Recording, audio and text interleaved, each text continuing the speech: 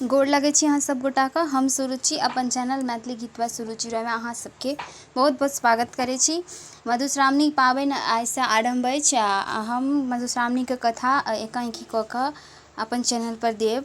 तऽ आइ हम पहिल दिनक कथा लऽ के एलहुँ हँ। आशा करे छी अहाँ सब गोटा के नीक लागत। आ जते भी पाबनि पूजनिहार छथिन तकरा सबके साथ हमर वीडियो के सेहो शेयर कऽ देबै ताकि सबठाम ई कथा जे छै पहुँच जाए।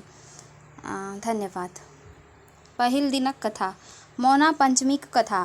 एक दिन एक बूढ़ी स्नानक हेतु धार गेला पर देखलनि जे धार में चिकनी पात पर 5 गोट किछु लहलहाइत छल। ओ जीव बूढ़ी के देखि बजला, हे बूढ़ी, गाम जा लोक के सूचित करियौ जे आइ मौना पंचमी थिकैक।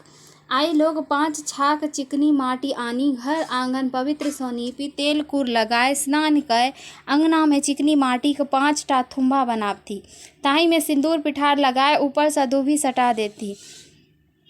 नव बासन में खीर घोरजाउर रान्हथिन। विषहराक पूजा के हुनका दूध लावा चढ़ाबथि आ खीर घोरजाउर उत्सर्गथि।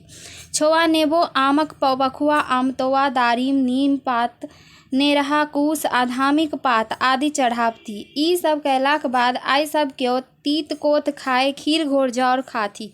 घरक दुआरीक दुनू भाग गोबर सँ फेंच काढ़ने नागक चित्र बनाए ओकर मुँह में दही आ दूभि लगा देथि। जे केओ एहि तरह पाबनि करती तिनका सब प्रकार के कल्याण हेतनि आ जे एना नहीं करती तिनका हानि होतनि। बूढ़ी नहा के आंगन एली तऽ गाम में सबके कह देलथिन। गामक किछु लोक ई पाबनि नहीं एकलक आ किछु लोक एकरा फूसी फटक बूझि अंठाय देलक, पाबनि नहीं केलक। जे सब पाबनि केलक से सब ठीक रहल आ जे नहीं केलक से सब राति में मरि गेल। गाम में हाहाकार मचि गेल। हारी के लोक सब फेर बूढ़ी के ओतय अयला आ पुछलक जे आब कोन उपाय सँ मुएल लोक सब जीवित होयत। बूढ़ी के किछु नहीं 5 जीव ओहिना लहलहाइत छल। ओ 5 बहिन विषहरा छलीह। बूढ़ी हुनका प्रणाम कय गामक सब वृतांत सुनाए पुछलनि जे मुएला लोक सब के पुनः जियेबाक कोन उपाय कयल जाय। विषहरा कहलनि जे पहिने तऽ हमरा अनुसारे ओ सब पाबनि नहीं केलक तें सब मरि गेल। अब एके उपाय अछि। गाम में जँ ककरो कराही में खीर घोरजाउर लागल होइक तऽ ओकरा घोरि के मुइल लोक सबके चटा देबेक। इहो बुझा देबेक जे अगिला पंचमी के नाग पंचमी होतैक। ओहि दिन सब नियम पूर्वक पाबनि करय तखनी कल्याण होतैक। बूढ़ी गाम में घरे घरे कराही में लागल खीर घोरजाउर ताकि मुइला सब के चटाओल। तखन पुनः ओ सब जीवि गेल। आब ओहो सब प्रसन्न भय विषहराक बुझाओल अनुसारे पाबनि करय लागल आ आनंद सँ रहय लागल। मुइला लोक सब पुनः जीवि उठल आ नाग पंचमीक दिन पाबनि कयलक से मरइये कहलक। अब छनि विषहराक जन्म।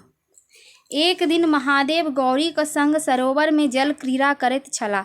संयोगवश हुनक ब्रिय खसलन भऽ गेल। महादेव ओकरा एक पुरनेक पत्ता पर राखि देलनि। ओहि सँ विषहरा 5 बहिनीक जन्म भेल। महादेव के एहि 5 बहिनी पर ममता होयब स्वाभाविक छल। ओ नित्य ओहि सरोवर में स्नान लेल जाथि आ बड़ी बड़ी काल धरि ओहि साँपक पौआक संग खेलाथि। गौरीके संदेह होमय लागल जे महादेव एतेक काल धरि पोखरि में की करैत रहै छथि।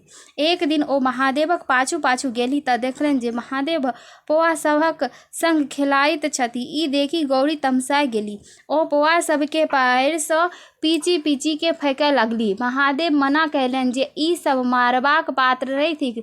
ई सब अहाँक बेटी थिक। ई सब अनेको कष्ट दूर करत आ कहियो अहूँक उपकार करत। मृत्यु भुवन में सावन मास में एकरा सभक पूजा होयत। जे ई 5 बहिनीक पूजा करत तकरा साँपक डर भय नहि रहतैक। ओ धन धान्य सँ पूर्ण होयत आ ओकरा सब तरहे कल्याण होयतैक। हम एहि 5 बहिनीक नाम रखने छी जाया, विषहरी, सामिलवारी, देव आ दौतल। धन्यवाद। आशा करै छी अहाँ सब गोटा के नीक लागत।